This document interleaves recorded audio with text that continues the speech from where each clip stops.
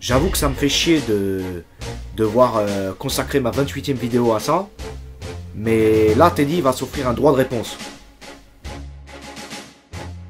Parfois, il y a des raisons d'être un petit peu en colère.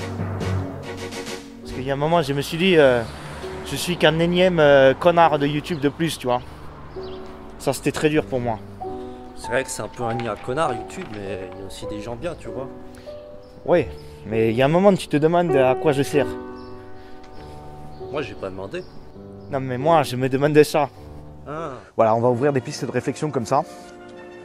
En plus de faire des voyages en France, puisqu'il va falloir que vous découvriez les paysages magnifiques qui s'offrent à nous.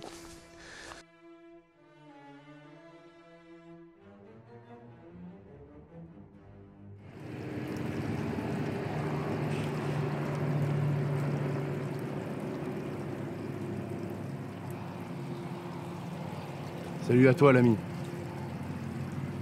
C'est ici que tout a commencé. Tu te souviens?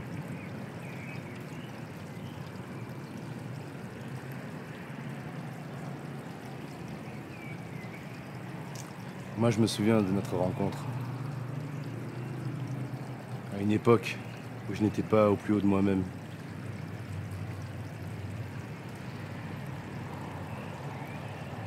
J'ai croisé l'homme en vert.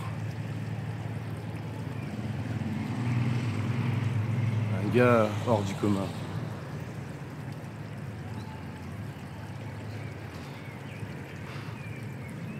Les adjectifs que j'emploierais pour cette introduction: espoir, travail, joie, ambition. Nous nous sommes égarés, mon frère. Et nous avons oublié notre mission.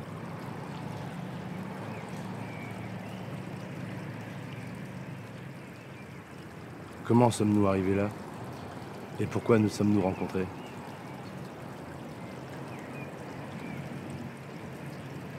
J'espère que tu pourras offrir cette maison dans la campagne à ta mère. J'espère que notre mission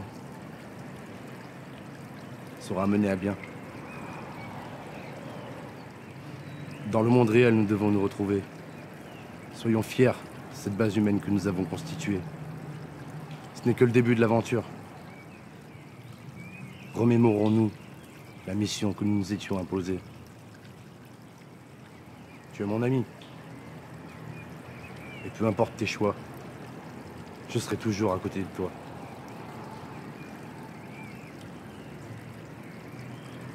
Je te soutiendrai. Tel un ami dévoué.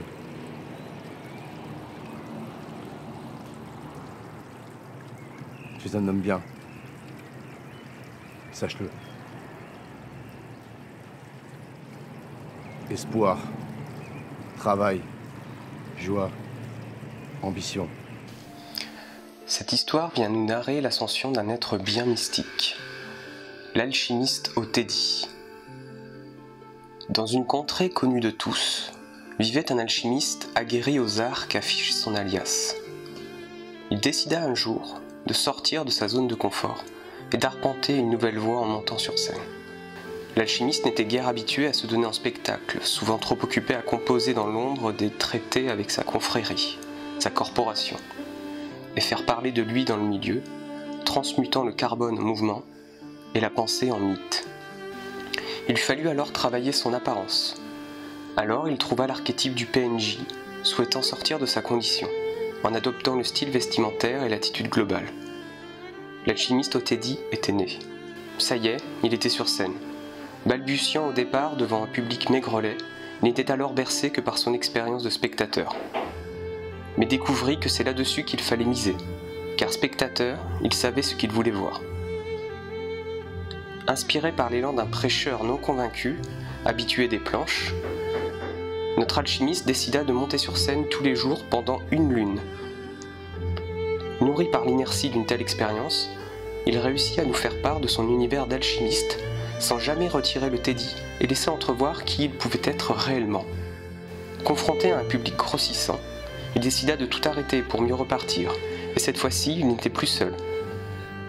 Il fit monter du monde avec lui. S'ensuivit des représentations d'une longueur que peu de spectateurs avaient eu l'occasion de suivre. Mais leurs discussions étaient alors des plus passionnantes, abordant le monde de la scène et ses mécanismes, ses ficelles.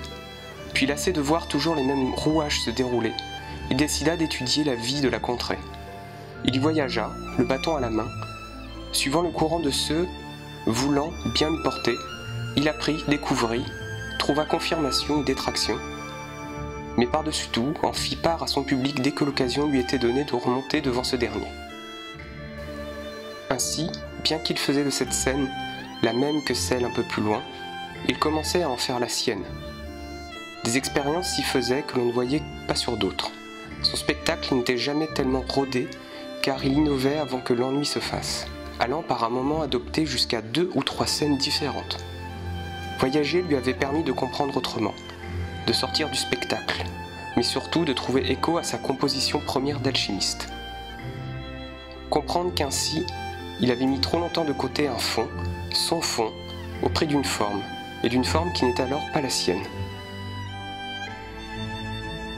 Alors perdu dans son personnage, l'alchimiste s'égara jusqu'à croiser un jour un corbeau avec qui il partageait la langue.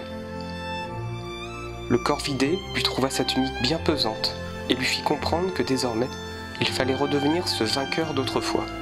L'alchimiste vit alors un symbole, une clé à l'expérience que peut-être il venait de vivre. Ainsi, le chrisme et la victoire ne le quittèrent alors plus jamais. L'arrivée de Teddy sur la plateforme a imposé de nouveaux codes.